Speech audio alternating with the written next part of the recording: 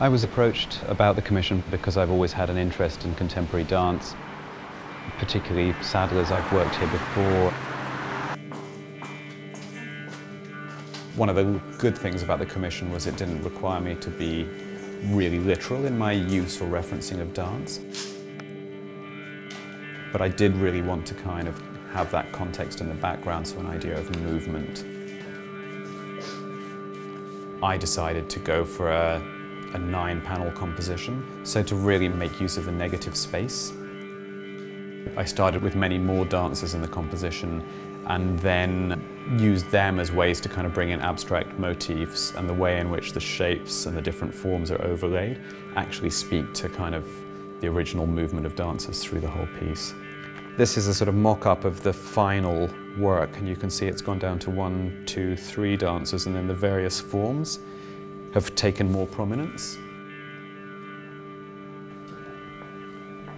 You'll see that we actually work flat because one of the first things we do is stitching, so composing different elements of textiles, and then we actually stretch out the fabrics on the floor, because then I do a mixture of screen printing and painting by hand. That looks pretty good to me. It's never really interested me to sort of work with a blank canvas. I like to work with what I find in the world. The ground for my paintings has been for the longest time almost exclusively Pakistani textile fabrics from the 1970s. This one has quite a number of layers in, so this is actually another dancing figure in blue, which is a mixture of screen printing and hand painting to sort of almost sort of deconstruct the body, so you've got the elements of the rippling of muscles and clothing and fabric on top of fabric again, and I like those sort of things where things repeat.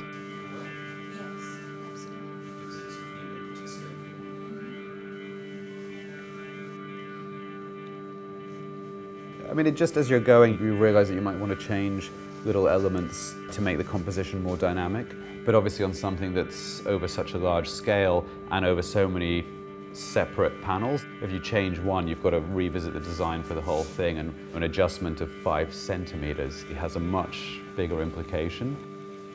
You know, if it didn't evolve in the process, that's when I start to worry, because then you think, oh my God, it just stuck to the initial design, and you know, there hasn't been a process, it's just been an execution.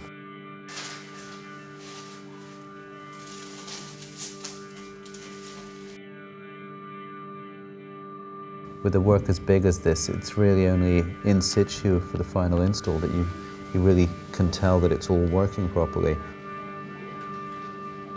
You know, this particular space at Sadler's is quite a challenge because it's a 10-meter vertical drop, and because of the proximity of various balconies to the wall on which the work sits, actually there's no point at which you can stand back and see the work from a distance in its entirety. The only way you can do that is by coming up very close at the bottom or top and gazing up or down. So I really had to think about how to almost sort of seduce the viewer in and kind of encourage them into the work and up through the work, and actually to parallel that movement through their own bodies in a way so it becomes this sort of parallel articulation of space where you're implicating the viewer in a kind of dance or movement in relation to the work.